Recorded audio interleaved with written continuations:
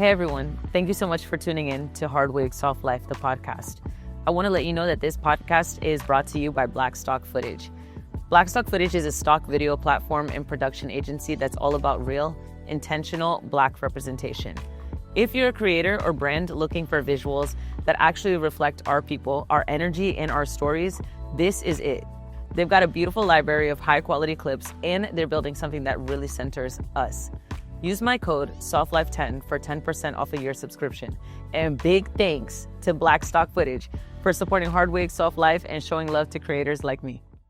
Hey everybody, what's going on? Welcome to another episode of Hard Wig Soft Life, the podcast. It's your girl, Melissa L. Atkinson, and today I am super stoked because we are in New York with my friend Jada, Miss Jada Urban, and we are going to interview her. Thank you so much for joining me today. Thanks for having me. I'm so excited. I'm very excited to have you today too. I haven't seen you since like 3 years, since the day I met you. I met you once and you were memorable and I was like, wow, that girl's awesome. Oh, I said the same about you. Thank you. I feel like we wanted to hang out more. I agree. I think our schedules were... I have no idea what I was going through or what we were going through, but I think you were like, you just got engaged or something. You know what? No, I met you before I got engaged. Oh, really? Yeah, I met you before I got engaged. We were just boyfriend and girlfriend at that time. Really? Yeah. So then you got engaged like shortly after? Yes, we got engaged in 2023 in August. Oh, that's so sweet. When did you come back to New York?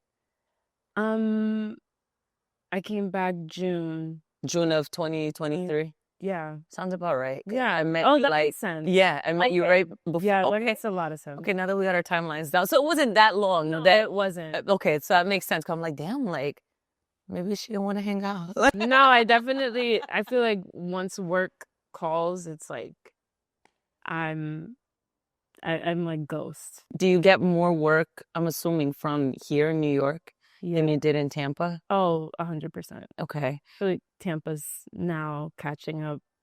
It's about time. Even, I don't know. What's happening over there? I can't really list things that are happening in Tampa. I mean, actually, I feel like it is on the come up. I mean, there are a lot of more newcomers, but I also feel like all the newcomers were from COVID. And then they already realized what Tampa has to offer. And they're like, hey, I kind of want to go back. I also think that the hurricanes that we had last October really, really spooked people. I mean, it was the first time that Tampa really got hit, and it still wasn't bad. No, I know. But that hurricane I wasn't there for it, but I was locked in on the news, and it felt different than any other hurricanes. We boarded up the windows. Like, really? Yeah. My husband's job, there's only like 3 people on his team, and it's a startup company. They all left to Atlanta, and it's like the day of, and I'm like, what are we doing? Like, oh. I was getting scared. It was scary. Yeah. So you've been back in New York for how long now?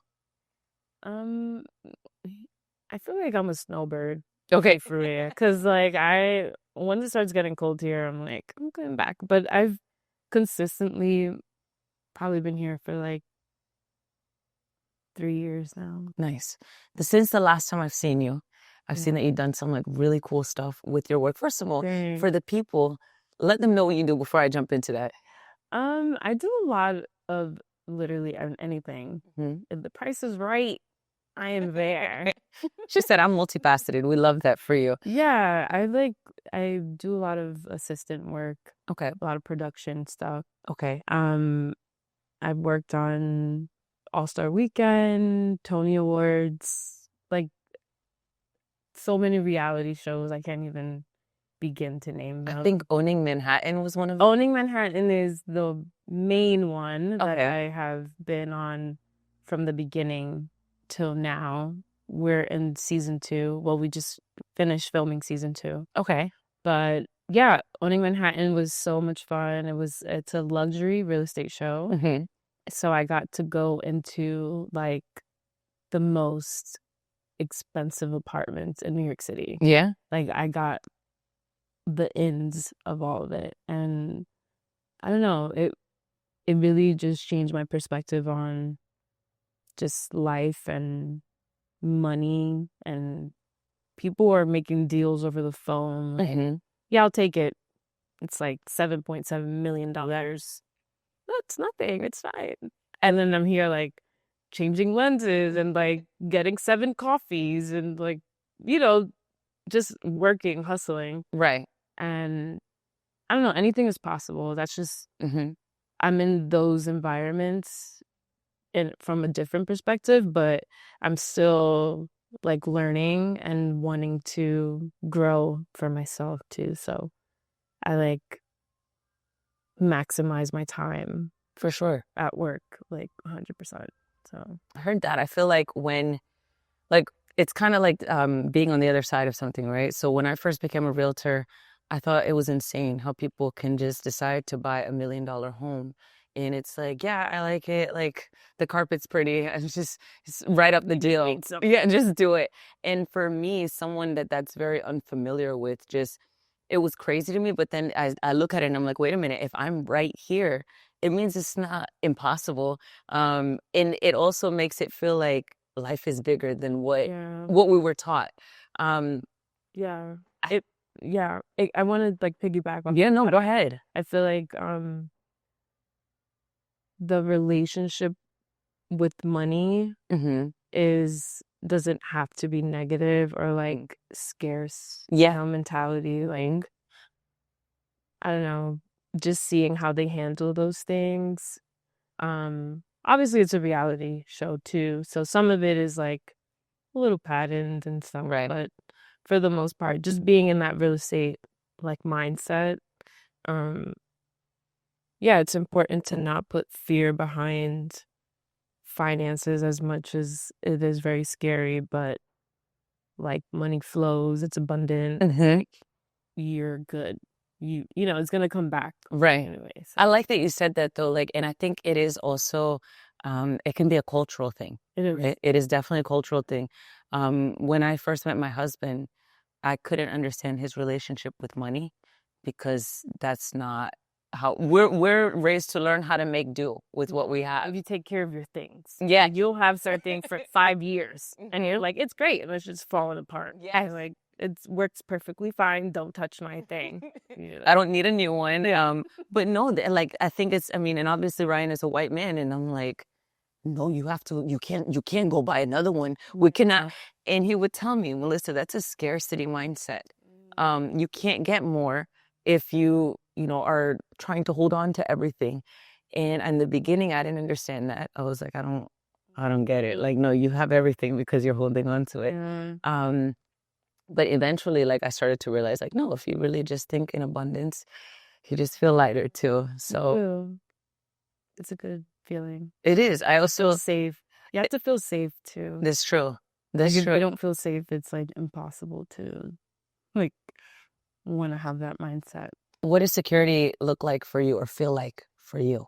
For me, I think it's like, I don't know, I think just a peace of mind. Just being able to think of like regular things, not like making ends meet every second or like, okay, I need this much or like, budgeting and stuff. Security. I don't know, it feels like my family. It feels like when I get home, I feel good. Right. Like, okay, this is why I'm doing everything. This is my motivation. This is my why. Okay. Yeah, that's my security. What would you say is yours? Ooh, now you asking me questions on my podcast. I want to know, like, I think I would have to say the same just because I lived a life that was very chaotic and very unstable. And when I say chaotic, it was like, I don't know where my next meal is coming from and when it's coming sometimes. I, for a long time, didn't have a vehicle. So a lot of the time it would be like, okay, well, one paycheck is for transportation. And this is pre-COVID, before you could work at home. So one paycheck is for transportation to get to work. And the other paycheck is for rent. So there's stuff in between. There's a light bill, there's internet, there's food, because I got to eat. How am I gonna live? And then even to live, right? Like, okay, well, I want to entertain myself. I don't want to feel like I'm just working to live. And so it would be that. Like, I remember I used to give myself one thing per paycheck, and even if it was something small, like I'm gonna get a pedicure. That's good. That would be my one thing. Yeah, that's good. But I think the stability that I have now and the peace of mind that I have now, um, is something that keeps me feeling really secure and safe. And the consistency of it all. Like, it's not. Yeah, that's a good point. It's not just like, okay, well now I'm good, and then like, I don't know, I'm gonna be in 6 months. I also think that my husband helps with a lot of that. Like, he keeps me very grounded. That's So good. there's that. I'm so happy for you guys. Thank you. I thought he was like so in love with you. You know what? I would hope so. I'm like, you're stuck now, baby. Like, It's that, bro. right. Yo, right. Like, you getting blooded out if you like. The joke that I tell him. He gonna have to jump you. Yeah. Listen, the joke I tell him is like, listen, I'm turning 34. Do not do me dirty and divorce me in my 40s. Do not leave me in my 40s. That's about divorce, girl. You have to, right? Like, listen, I'm not done healing yet. I'm in therapy. Like, I'm in therapy, but so things you gotta think about. Elsa, come on. Oh my goodness. So, okay. So your family is your security, and I know that in the type of industry that you work in, right? Like in, production or anything like that, it's long hours. Yeah. How do you manage like balancing? And you're a mom too. Like, you're a mom. How old is your little boy? I have so many questions. She's 3. She's 3. Yeah. I'm laughing because there's no work-life balance for me, at least. Okay. But the thing that is like, I'm just glad that we have FaceTime now. Mhm. Like, I cannot imagine doing my work and not having FaceTime. Right. Or like, just, I don't know. It takes a village. Okay. Like, I do not do this alone. Mm-hmm. So everyone plays their part. I'm very much like hands-on with my daughter. So we're doing FaceTime calls, regular calls, text messages, taking pictures. Like, it's a lot of that going on. So with your work too, because I just wanted, before we move forward, talking about motherhood, because I have a lot of questions about motherhood. Yeah, I have a lot of questions about motherhood, but I want to know, like, when did you decide that you wanted to, be behind the camera? Because you're just artistic as a whole. Okay, so you recently on your Instagram, I saw that you were in a production, right? And so I know that you're pretty multifaceted when it comes to being in front of the camera, being behind the camera, just being creative. You're just a creative, Yeah. and I admire it. But I saw this post, and you were in this production, it seemed, and there was you and some other girlies. Yeah. And you guys were wearing like 90s, and I don't know, I'm calling them 90s, but No, it was like a 70s situation. That was my friend. They got a grant to do a short film. okay. And they were like, I'm calling all of my friends and we're gonna have fun. Okay. I was one of her friends that got called, and it was so much fun. Like, It looks like fun. we had a whole day of like hair and makeup. I'm not used to that. Mhm. And I'm always like behind the scenes. So that was a really good experience. And it was just showcasing, it was like a Maya Angelou poem in the background of it. I don't really know exactly what it was for, but I know that she got some sort of like grant with the Maya Angelou and That's so yeah. dope. Yeah, it was cool. That's really It was a cool. lot of fun. So that experience, like, would you say you have a favorite between being like the behind the scenes or being like one of the stars? No, I like to be behind the scenes. Really? Yeah. Why is that? I don't know. I think maybe it's a control thing. Okay. Maybe. How do you feel, like, control in what way? Because I'm learning now that I'm like, we were just talking about this, Sabrina and myself, how I feel like nothing ever goes the way it needs to go, and I have no control over anything, and I'm a control freak. So how do you feel like you have more control from the other side of the lens?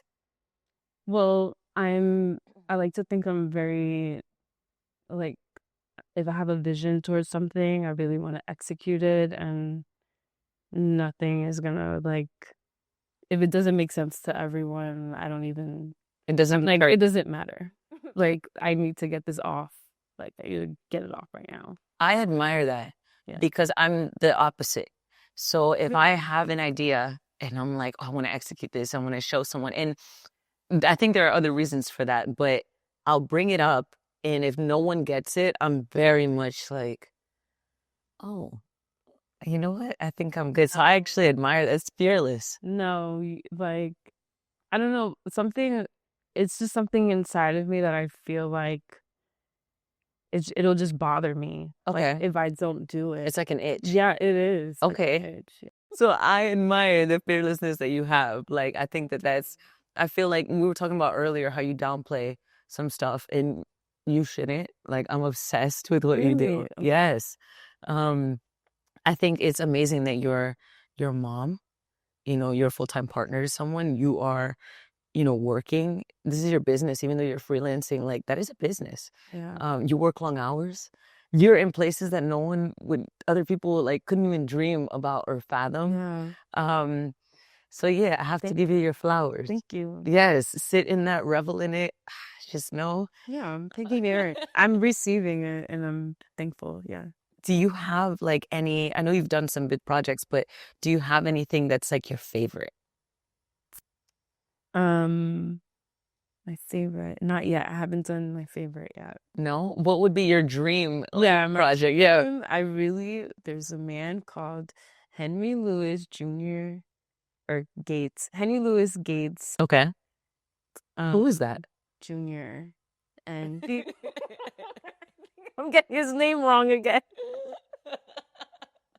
I'm like, is he Junior? Is he Henry? Is he Louis? Louis? I'm really. It's giving John Jacob, Jimbo, Hamish Smith. Like, no. Okay. That's what I said, right? yes, you did actually. But then you doubted yourself. You see? You doubted See what I'm yourself. talking about? I'm keeping that. We're keeping this. Come on. You know what I'm Okay. talking about? Okay. Well, we're keeping this because I thought it was hilarious. I'm crazy. Okay. So there's a man called Henry Louis Gates. Jr. Uh-huh. And he works for PBS, and he does a lot of important work. Okay. And that is like my dream. I want to work alongside of him. I don't care if he needs me to pick out all the orange M&Ms and put them aside for him. Okay. Like, I just want to be around him. Okay. Yeah, he just is doing really important work as far as helping people know their lineage and their ancestral backgrounds and stuff. That's really dope. Yeah. How did you even find out about this person? It's on PBS. Okay. So are you like an avid PBS watcher? I love PBS. You do? Okay. Yeah, my daughter watches Curious George. She's a PBS kid too. I don't know. I think we can't forget. Right. No, I agree. We can't forget where we came from. Mm-hmm. Like, all the new stuff is cool too, but let's relax. Right. Just So take it down a notch. And not just like when it comes to lineage, but just like in normal, like just regular life, you feel like, hey, we should hold on to some of those old school values and traditions. Absolutely. I think it's really important in this day and age.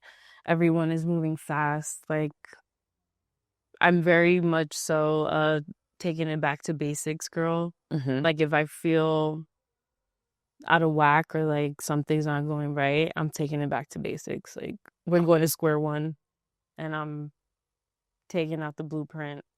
Like, what do we need to do? How they did this in the 1900s? No, Yeah, no, I don't know. I think no, I hear. I can't.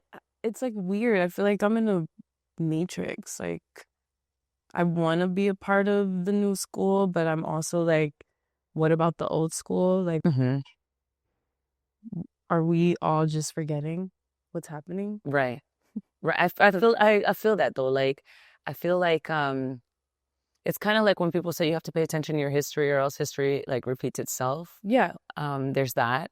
And also, if you don't know where you came from, you don't know where you're going. No. Like, you don't know your characteristics. You don't know, like, the patterns. Right. There's certain things that I'm sure I do that my dad's dad, grandma's mom did. Like, I don't know. I find that fascinating. So with your little one, are there any like traditions that you maybe grew up with that you're like, hey, I want to keep this alive for my daughter? Yeah. I think like my mom would always buy me journals growing up. That's something that I definitely want to do with my daughter. Okay. But I recently found out that my mom was reading my journals. And I should have known. Because I'm an only child. Are you an only child? She's a Dominican mom. Okay. Like, I should have known she was going through my shit. You know, it's funny when you said the journals, that your mom used to buy you journals. My mom, if I started writing in anything, my mom would read it. And my mom would tell me she read it. And she would be like, I read it. And she would throw it away though, right? She was like, why are you writing this stuff? Oh, she's gangster. Yeah, it was crazy. So for the longest, I had a hard time writing things down because I'm like, no, if somebody reads it, you know, I don't want anybody to read rules in my yes, yes. I'm like, why are they like this? Like, why are you reading? At least you didn't know. No, I didn't know until now. Yeah, until I had my own daughter and she put me on and she was like, yeah, you gotta get her journals. And I was like, why do I have to get her journals? And she's like, I used to read your journals. And I was like, oh. But I don't want to get her journals to read them. Right. Like, I genuinely feel like that helped me. Right. I grew up as an only child and I was like getting, like, there we go again. Like, I was just getting my thoughts out. Like, I didn't care. Like, I read like my high school freshman year journal. I was wilding. Like, I read it the other day when I went to visit my mom and I was cringing. I was like, how did I keep friends? Like, how did I make, like, yeah. What was your personality like back then? Because I met you once and was like, wow, she's amazing. So yeah, I mean, I was very much so like a tomboy. Okay. Like, I played basketball, I ran cross country, I did track. Funny enough, I did pole vaulting. Really? It didn't last. No, why not? I'm curious. I'm so short. Like, it was that. That's a thing. We're like sitting, so I didn't think about it. Yeah, I was kind of short. And I was like friends with everyone. Like, I had, I don't know, like friends in the Spanish club and the Key club and like all different. So I'm confused. What do you mean? How did you keep friends? Well, because I was just like a hot mess. I was just like all over the. But who isn't when they're a teenager? Like, that is true. That is true. Some kids were like cool. Like, I wouldn't consider myself to be cool when I was a kid. You know what's funny is I felt the same way for a long time. And then someone who went to school with my brother had an older sister that was my age. And they went to school with me. And I didn't know this person at all. And she asked my brother, like, hey, you always say your sister, your sister, your sister, and that we're the same age. Who is your sister? So he pulls out a picture. And the girl goes, I know her. She was really nice. She used to say hi to everyone in the hallway. And I'm like, oh, I thought everyone hated me in school. So chances are people really probably liked you. Like, not me being the school mascot, but no, I was just like very much so running in the hallways with my best friend and like doing pranks on people. Like, in the pranks. I don't know, like just dumb teenage shit. Like, I can't remember, but I do remember I was like a prankster. Like, I was the girl that couldn't stop laughing in class. Okay. Like, I was always laughing. My teacher would be like, do you need a moment to go outside? Yeah. And I'd be like, yeah. So you were happy? Yeah, I was like happy. I was like, yeah. How would you say, since reading your journals, right, and you get to kind of like reflect, how would you say that you've evolved as a person through time? I don't know. I think I'm still kind of like the same in a way. Okay. Like, I did get my first camera when I was 13. Okay. So I would always bring my camera to school Mm-hmm. and like take pictures of my friends. Okay. And then I got a laptop when I was like, for my quinceañera when I turned 15. Mm-hmm. So I was like bringing my laptop to high school. Nobody had laptops, Yeah. really. And I was like, this is what, but I liked iCarly. I liked, Okay. you know, like those kind of things of like gadgets, Mm-hmm. anything that had to do with electronics. That's so So, lit. yeah, it was like So photography is like your first medium. Let's say. Yeah. Well, actually, writing, if you think about it. writing. And then you moved on to photography. Yeah, Okay. What kind of camera was your first camera? I had a Sony. I just, I don't remember exactly, but I know it was Sony. And then I had got like this Kodak. Kodak came out with like a hot pink camera, like a point and shoot, Okay. just very basic. Mm-hmm. I have to find it, but yeah, that was like my second camera. I feel like that's like a relic. Like I feel like No, it was Yeah. it was one of those like it's iconic. Yeah. You need to find it. So when I see you next, like I yeah, can look at it. We can start the Ada Urban Museum. it's probably like 15 megapixels. Like But all those things are coming back now. Like people are like going to look back for cameras that were cool. Well, I mean, like when I was in high school, which is a little bit further back than you, but you know, you're not that much older than me. no, 4 years. So you were like graduating high school when I was getting in. Yeah, I graduated class of 2009. Damn. Yeah, that's my. That's when you were coming Yeah. in. Oof, child. Oh, that girl, you're being that puppy. You're being funny. So aside from the journal writing with your daughter, what other type of traditions do you think that you'd want to like hold on to, like to pass on? I don't, just like very heavy on morals and integrity, Mm-hmm. and like my mom. Yeah, traditions that I would keep are, I don't know, like just having morals, integrity, like constantly talking to her. We didn't really have traditions. I don't. No. And it doesn't have to be like every year we dressed up like this on this day, you know. Yeah, my mom just always made sure that she put me on to things. So Okay. when I was like, for instance, I love hip hop. Mm-hmm. I grew up listening to Jay-Z. My first album was the Black Album. Yes. Like my Jay-Z's my favorite rapper. He's my favorite West. Okay. yeah, like so I was into music. I was into hip hop. I was into Biggie. Biggie's my favorite rapper too. Like, so that's the kind of stuff I listen to. Okay. And then when Jay-Z and Kanye did the Watch the Throne tour, my mom got us 4 seats No. in Miami to go. So then we stayed at the Fontainebleau. We had like 4 seats to go see Watch the Throne. Does your mom want to adopt anyone? No, and I was like, and I was doing this at a young age. Okay. And I got to go back to high school and be like, oh, like I was telling my friends like super excited, and they're like, okay, like no one understood. No, they gotta be haters because what? But growing up in New York City, that's like dope. Right. Growing up in Florida, that's like, okay, you went on a trip with your mom. Like, you know, it just I don't know who you were hanging around with. The same. But you know what though? I feel like there's like a pride in New York too. And it's like it's Jay-Z, you know? Yeah. And so people would be really, really amped about that. Like aside from like people's excitement and maybe that pride in like where you're coming from, what else did you miss about New York while you were in Tampa, in Florida? Just everything. Especially at that age, I remember calling my uncle, like, what are they playing on the radio right now? Like, what songs are they playing? Mm-hmm. And he'd be like, it's the same songs in Florida. And I'm like, no, it's not. The radio is different. That's when the radio was like limited, you know? So I definitely was like still trying to keep my ear in New York City. Heard. And like the fashion was different. Mm-hmm. So I played basketball.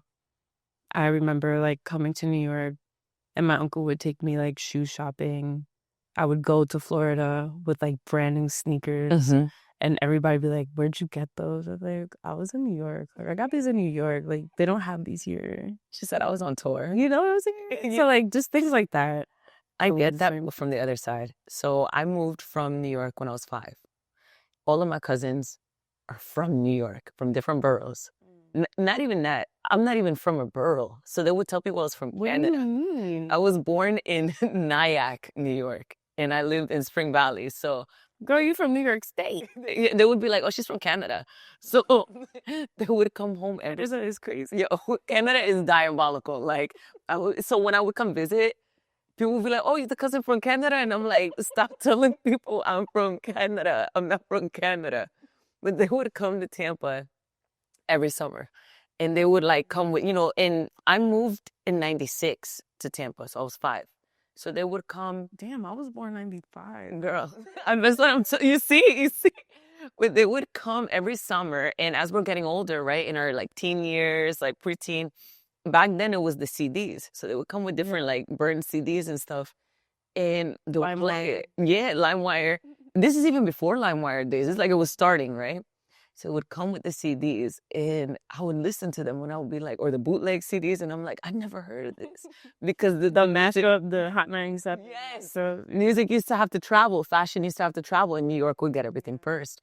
And they go, "You don't know nothing here in Florida." And I'm like, we had 3 radio stations back then. It's true. Yeah. What, 94.1? No, it was before that. It was 93.3.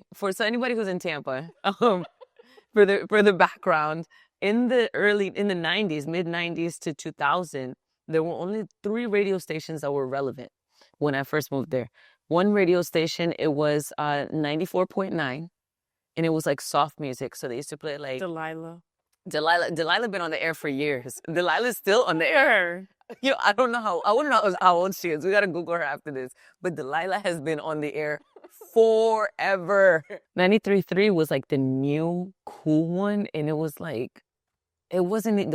It's like the same 5 songs. Yes, but there was no hip hop. It was Smash Mouth. It was Sheryl Crow. It was No Doubt. Like, it was that music. And then 94.1 was not a rap station yet. It was smooth jazz. It was like smooth jazz. WSJT 94.1. Yes. So yeah, like we didn't get rap stations till I was like 10.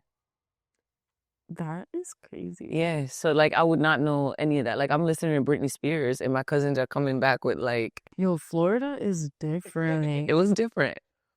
Are you sure? Yeah. That's crazy. I'm like, oh, like there was Black people there at that time, so I'm just confused. So I also, they were talking about me a lot, but I also grew up in a predominantly white neighborhood until I was 10. So my parents left from New York. Sorry. I know you're okay. I don't know if you can hear it. Okay. So my parents left from New York, and we never lived in the city, right? We lived kind of like in the outskirts. So same thing when we went to Florida. My parents were really trying the American dream. They wanted to buy a little house. They wanted to go to what they thought was a nice school, which means it's a white school. And that's how I grew up the first 5 years in Florida. When my parents divorced and we could no longer sustain, because now my mom was a single mom, then I got re-immersed into the culture, or immersed in general. Yeah. And it was a culture shock for me. I'm like, oh, like, they're like, "You think you're white?" I'm like, no, I don't think I'm anything. Girl, I didn't know, like, my mom, I didn't grow up having those conversations with my mom. No, they were. Like, it didn't even matter. No. And she's like, I knew I was Dominican. Mm-hmm. But I will never forget one of my friends, Paul Barrett, he straight from Jamaica to Tampa, and we were on the track field together, and he's like, "You're Black, right?" And I was like, "No, what do you mean? I'm Dominican." And he's like, "But you're still Black." And I was like, "What? Like, but I'm Dominican though." And he's like, "Yeah, you're Black Dominican, like you're Black." And I had to literally go home and like have a conversation with my mom and do my research, and she's like, "Yeah, who told you that?" And I'm like, "What do you mean?" And was like, this is a thing? And she's like, yeah, but in New York, she's like, I'm from New York. In New York, that shit don't matter. Like, everybody together. You poor, I'm poor, we're all poor.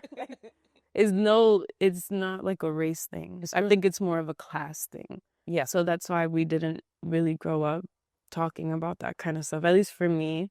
But yeah, going to Florida is like a culture shock. People I used to tell them I'm Dominican, and they're like, oh, I thought you were Mexican. And I'm like, you're not funny. You're not funny.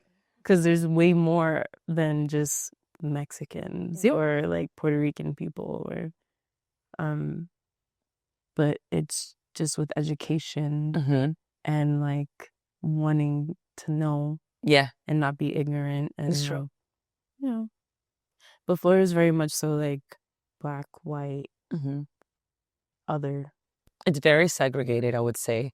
And I think that, like, for me, that felt almost normal, but in a way, there were certain moments in my life where I was like, oh, this is uncomfortable. Like, so knowing what you know, do you want to like raise your child in an environment that's like that? Or like, how do you want to raise your child? So it's funny you asked that, right? Because obviously my husband, Ryan, is white, and obviously I'm black, right? I'm an Afro-Latina. So I think about this all the time. I think that by the time we have our kid and they are old enough to go to school and old enough to be, just because the way the world is now, I think everybody's going to be brown, right? Everybody's going to be brown or mixed with something that it probably won't even matter. But I did have such a complex growing up because so the first 5 years of me going to school, we lived in a predominantly white neighborhood. Right. The only black kids I saw were bused from the city of Tampa because I lived in Valrico. So they were bused from the city of Tampa. So my parents associated with, oh, the black people is the ghetto, because that's when they had projects back then still in Tampa. Not only was there that, but then, and so my parents' thing was like, no, we're going to be in the white neighborhood, that's crazy. Then I'm going to school. So I see other people. Which is also equally as dangerous if you're around not the right people. Yes. You have a weird mindset, right? And so I would go to school and I'd see people that look like me. And because my parents, we talked about how generationally things are different. My parents were very much like, no, we're not black, so you don't hang out with black people. And it was like, whoa, like, what do you mean? No somos así. Yeah. Somos como ellos, pero somos diferentes, is what they would say. And I'm like, I don't know how I didn't get like beat up, but I didn't know any better. So there was that, but then I was the only Afro-Latin kid. So I would have teachers ask me, they're doing the count and they're like, okay, we got black, we got white. No way. Yeah, because there used to be like a little paper that would like fill out just the demographics of what their classroom was. And they would get to me and I would see them pause. Like once I got old enough to understand, I would see them like, and then they would ask me, your last name, where is that from? And then they're like, is mommy and daddy from Mexico? Yeah, listen, I had one teacher look at me dead in the face and ask me, if you're black, how are you Hispanic? How do you speak Spanish? No. I started crying because I didn't know the answer to the question. No. I swear. How old were you? 9.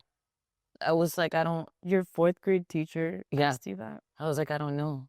Damn. I went home and there wasn't one other Hispanic family in our neighborhood, but they were Chilean, so they were white. So I remember being like, what? And then you look on TV, representation matters. You look on TV and everybody in the telenovelas, you have Cristina with pale skin and blonde hair. And Sofia Vergara, Kate del Castillo. And you're like, no one looks like me. My only person that I looked at and was like, okay, we're normal is Celia Cruz. That's a fact. Yeah. I was like, okay, like I can't think of any other person. During the time we grew up, no. Like now Zoe Saldana, she's like putting on.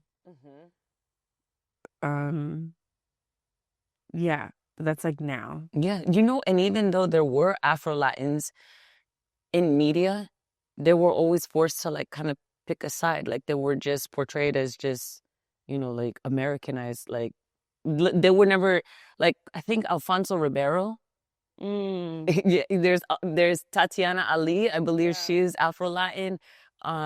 There's all these people that we grew up watching and had no idea. But, and then to be fair though, like, especially in being in film and television, you don't talk about that stuff. No. It doesn't matter to them. It's like they pick one and it's like that's the person. And it stops there. It's true. Like when I used to go to castings for modeling, I think I had one person tell me I picked the wrong ethnicity. It asked me in the paper what was my ethnicity, not what was I auditioning for. Okay. So I picked Latino descent. And so she tells me, I think you picked the wrong ethnicity. I go, no, you didn't ask me my race. You asked me my ethnicity. Like, I think I picked the right one.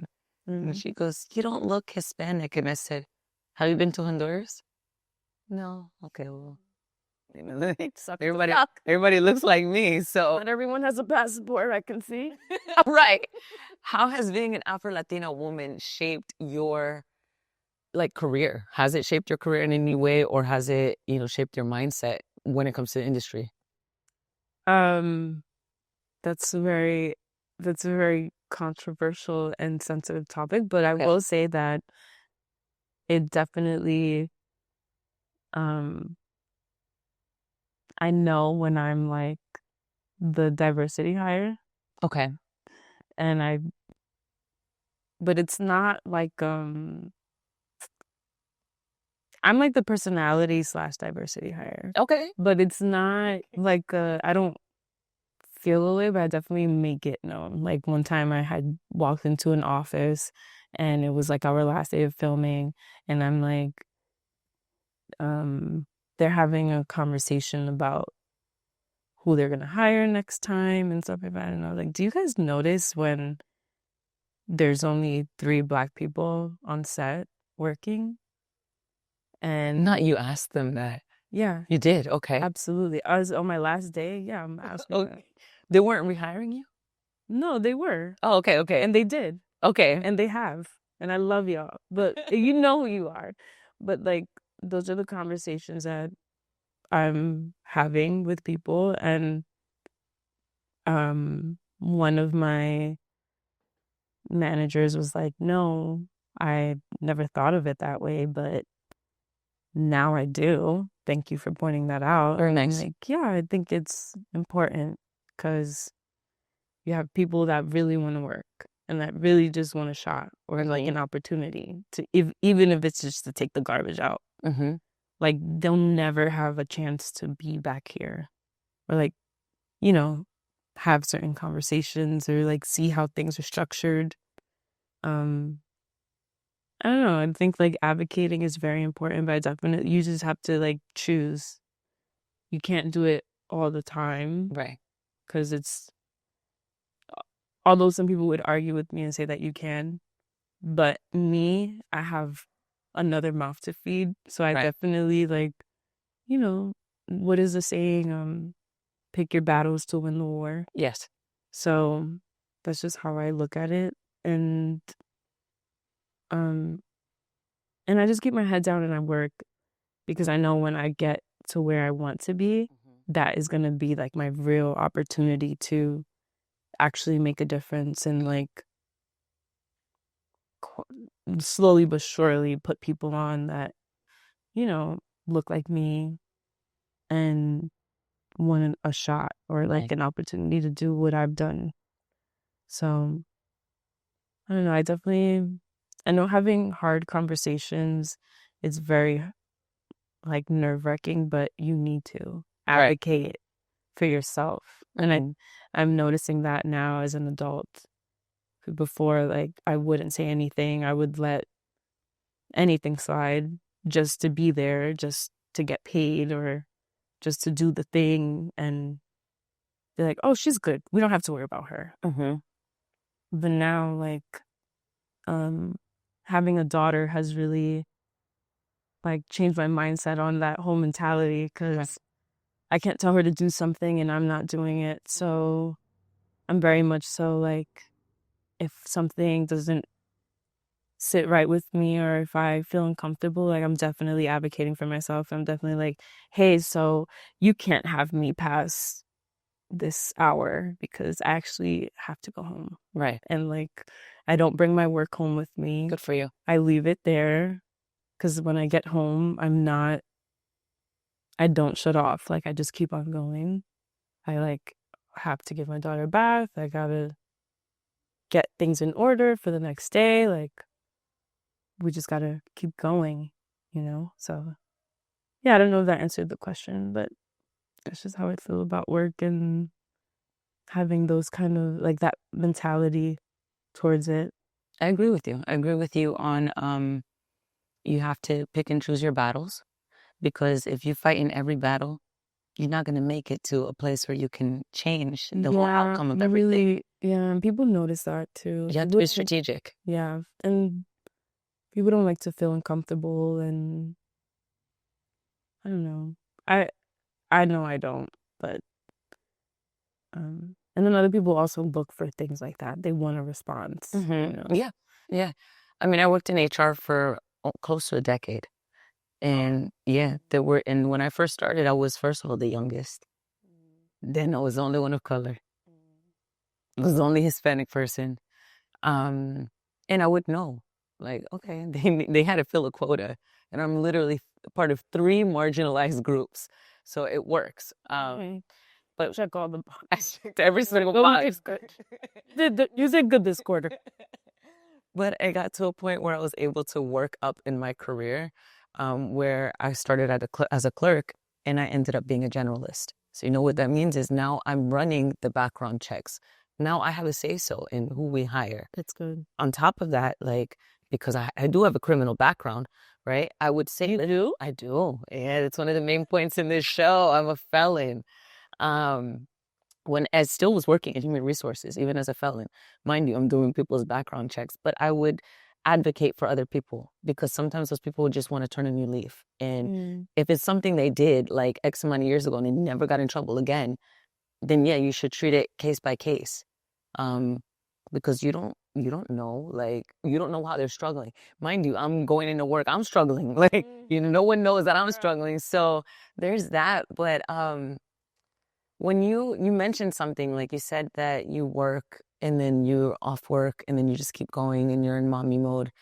What is something that Jada does to protect Jada? Not Jada the mom, not Jada the production girly. Like, what is how do you keep yourself intact as just Jada? Yeah, it's a good question. I like to be outside a lot. Okay. I like to journal. Like I said, like, I don't know, I always make my way back to things that bring me peace. Okay. I like to sleep.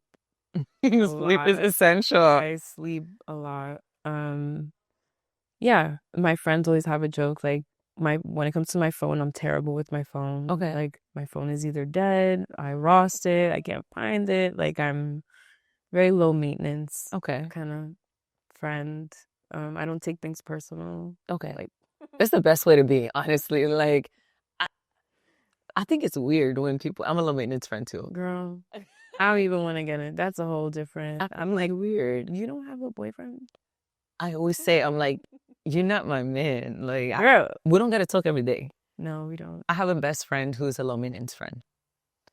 Love her. She was my bridesmaid of honor. I maybe see her once every 6 months. Yeah. I maybe call her once every 3. We'll text once a month. And we like each other's stuff on social media. Yeah. Send each other memes. Yeah. That's a big indicator. Love language. That's a love language. I think it's yeah, I like to relax. I'm very zen. I like to like run. Well, I'm getting into running again. Okay. But I like to ride my bike. I like to just sit outside. I don't know. I'm chill. Okay. Grab a drink. Yeah. I don't know. What's your drink of choice? What's sipping on? I like an old fashioned. You know, I got a little. Hair on my chest. I'm a retired whiskey gal. I'm retired. If you like an old fashioned, I'm gonna recommend you a drink. Yeah. I'm gonna recommend you a Vucare. Oh, Yes, go Yeah, get a yeah. Vucare.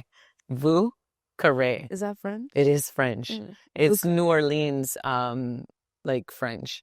Oh, It's I think it's cognac, if I'm not mistaken. I I'll can't try it. remember exactly, but I'll try it. I've laid off on the alcohol, but the sun is coming back out. Summer's right around the corner. I might pick it back up. I don't know what's gonna happen.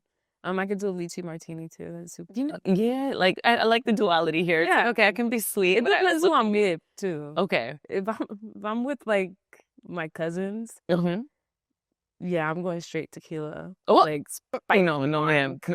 My husband has already told me that the next time he sees me with a tequila of any sort, he will personally tackle me. Let's just say we had a night that he's gonna tackle you, Don, and Julia. that listen.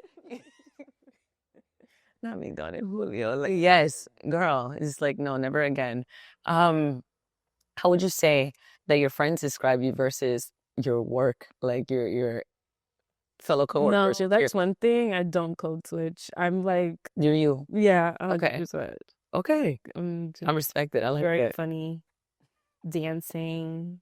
I don't know. I like The to keep work personality light. higher. I keep work light because it's 12 hours. Okay. I'm here. Let's make it happen. Like I'm happy. Yeah. Okay. It's very. I think that's why I also just keep getting hired sometimes because it's like, I do my job, but I'm also like very ready to learn. Hey, how can I help? For sure. People like that. Absolutely. She said people like that. It works out for me. So I know that your work is a lot. It's a lot of hours. It's a lot of time with other people. I know that you said, hey, like I have a really good support system, for my daughter. But what are some conversations that you feel like couples should have before? We're taking it way back to motherhood because I'm very curious. Oh yeah, let's talk about But motherhood. yeah, like what type of conversations do you think couples should have before having a kid? Yeah. Because Because I'm we're in that boat. Like, I mean, it's so our listeners, but but particularly me, asking for myself. So I think definitely I'm always like whenever I ask my friend, do you want to have a child? And they're like, I mean, it would be if I get that response, I'm like, don't do it. Okay. Like you have to be completely head over heels, like, yes, I'm ready and this is what I want to do. And I feel good about my answer. Okay. Like, I think that's very important. Okay. A lot of the times people are just having kids because they feel like it's the time and the clock is running out and whatever the case may be, work or so I'm just going to do it now. But I don't know. I think the main key is just having a partner who you can be friends with outside of like take away all the extra stuff. Right. Take away the ring, take away the marriage, just strip it. And if you look at your partner and you're like, yeah, this is someone that I can absolutely see my child being their child. Like, I think that's very important.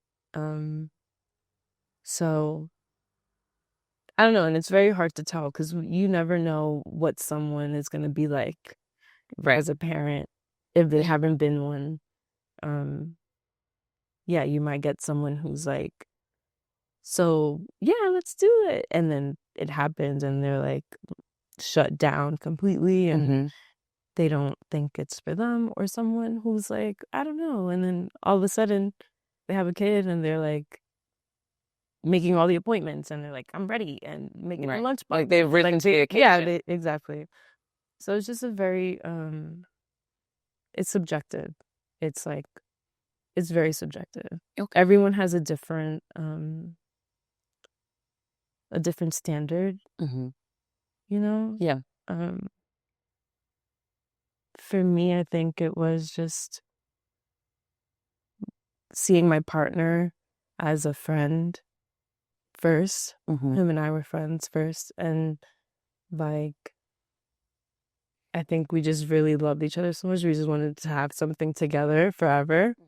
And yeah, that's why we decided to do it. But other than that, it's not all rainbows and cupcakes. It is very hard, and you get dragged through the mud. I always say parenthood is the ghettoest hood I've been through. To be honest, but it's very rewarding. Like yesterday, my daughter, I was getting her ready for bed, and she grabbed my face. She's like, "You're a good mommy." And she like hugged me so tight, and I started crying immediately. And I was like, "Who told you to say that?" Who said? She starts laughing. She's like, "No one." I'm like, "Wow, you really just feel that in your heart." Right. Yeah. So that's a good feeling. It's rewarding in that way. But the kind of questions, I don't know, just you have to be very selfless. It's a very selfless act. I think if you're not ready to be selfless, like and also if you have support from like your family, that also would help you so much. For sure. If you have someone that's like on call. Yeah. I was just going to ask you, like, what are some systems or like in place or habits that you have that have been like an actual like game changer? Yeah. Like my mother-in-law, I'll call her and I'll be like, "Hey, I just need an hour. I need an hour or two. Okay. I should like bring her. I'm here." That's really, like she's the real MVP. I love her so much. Yeah, my partner too. I'd be like, "I need a moment." And he's like, "Come on, let's go outside. Bring the bike. Let's go, Luna. Bring the bike. Luna, let's go. Let's go. Mom, leave mommy alone." Like those things. that's really amazing that you have a really good support system. Yeah. You need that. If you feel like you can do that, if like those are things that, yeah, you should do it. I feel very ready. I feel like it's so fire. Yeah. It's like so much fun. Do you know what I'm scared of? What? I'm scared of the actual birth. No, that's like the best part. I'm scared of pushing out an 8-pound human from my vagina. That's the best part. That is the best. I will do my delivery all over again. Really? I always say that. I've heard so many horror stories that now I'm like, everything is what you make it. Okay. If you go into it like being scared, obviously. I mean, don't get me wrong, I was scared. I wasn't the most confident person ever, but I had like non-negotiables. Like? I was just like, I'm not getting a C-section. I don't want to. Like that wasn't working out. That wasn't, yeah. That was, you do the things that you need to do to prepare yourself. But also, if like that's not in your plan, then God has something else for you. Then you also have to be okay with accepting that. Like giving birth is a lot of grieving. Like bringing a child earthside is a lot of grieving of like who you used to be. Not even who you used to be. People are always like, "Did you find yourself?" Or like, "I'm going over here to find myself." Like you never find yourself. You just add on to who you are. Okay. So like, and that's very hard too, because after you have a child, you don't remember who you used to be. I get that. Okay. You don't remember the things that made you laugh or like happy. Is like, your priorities change, things change. You're like, "Yeah, that's cute. I'm actually leaking from my titty right now. Like, that's not funny. Nothing is funny right now. Like, why are you laughing?" Like, it's a struggle. It's not easy, but eventually, you start going outside more. You start, looking in the mirror a little differently. And you get into that routine, a new routine. Okay. It's your new normal. It's your new normal. Okay. And it's nice. Okay. It's really nice. Not all the time, but it's nice. As is life. Yeah. Do you want to have another one, or is it just you like the dynamic of? I know for me, I told Ryan I'm feeling like it's going to be a one and done. Yeah. Not because I don't love children, but because for the sake of the relationship and my mental health, I think it would be 1 kid, you can keep working, you can keep living. I think 2, Unless you do it back to back. and I don't want to be pregnant 2 years in a row. Oh, So I also didn't want to be pregnant. no, ma'am. I'm also older. So by the time I do it, Well, they would tell you to do it back to back. exactly. And Unless you have twins. No. But then if you have twins, like, you can't even control that. Oh, no, I can't. But like the hope is that They're gonna have to have twins. Like, you can't just be like, actually, can I just take one? Please stop manifesting this. Ryan takes all these twins running your family. No, thank God. Oh. Ryan takes all these health supplements and whatever, and I'm like, don't come over here with that super testosterone and impregnate me irresponsibly. Don't do it. Yeah, it's so funny. You get everything you don't want. It's like, I remember. We're gonna stop talking about this stuff. No, you said you wanted to dive in. Let's dive in.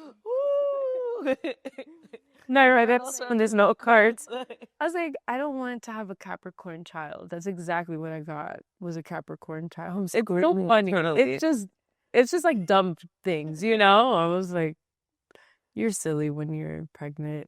You start thinking dumb shit. It's like, you know, it just what you just said about like if you have twins or whatever you have, you know, it's what you get. When my brother and I are 6 years apart. When my brother was born, came to the hospital, and they had the nursery back then that you could see the babies. And my dad walked with me to the nursery, and I looked through the window, and I'm like, which one is Anthony? Because I already knew it was Anthony. I helped name my brother. And my dad said, thank you. Well, they were going to name him Mark Anthony. Oh, good. Which would have been a tragedy. That's so, like, Hispanic. He doesn't speak Spanish.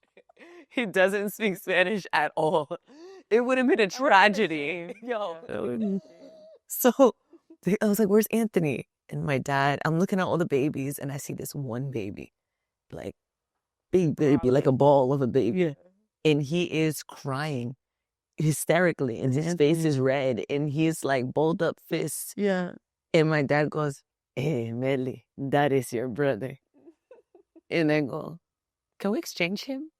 Because I thought it was like a store. Oh my God. So the fact that you said you get what you get, Melissa, I'm like, that is exactly how. Can we go change that? That's what I know. That's how that goes. I think we're running up on time right now. We are past time. So I'm going to do a quick spitfire if I can. And I think I basically asked a lot of the questions that I had for you.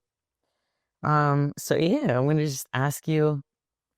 I was going to ask you a few fun questions, and then we can close out. Just like 3 or 4. No, okay, this is fun. Go ahead. But okay, so do you have any secret talents? What's a secret talent? You know, No, I don't have. you don't have a secret talent. Oh no, I can't. No. What? No. You have to tell me. I have like really strong toes. What? Like I can pick things up with my toes. I'm not gonna show you. Okay, I won't pull it on camera. I will do it off camera if you want. I'm like, this is not OnlyFans. My bad. Do you? Not strong toes. Okay, that was weird. You see, I'm weird. It's okay. We like weird. So No, I'll give you a different hidden power. an additional one.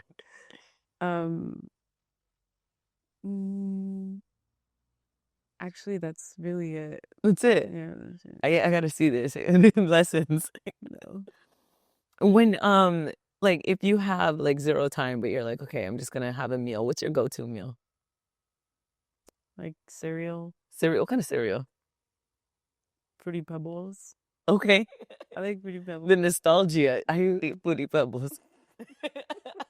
They get too soggy. Or too like fast. Cinnamon Toast. You don't gotta change it now. Like it's No, those are like my top 2. okay. Like Frosted Flakes. That's like my top 3. I like those. What do you like? Pops. You know what's crazy is I'm not much of a cereal person. I don't really eat cereal. Like, but when I did, my parents used to give me kicks. But Oh damn, that's you're really showing your age right now. That's crazy. do they not make kicks anymore? I don't think so. Really? Look, Sabrina never heard of Kick. He's like, I don't know that man. I'm so sorry. Never heard of him. You don't know kick? No? Okay. Well, damn.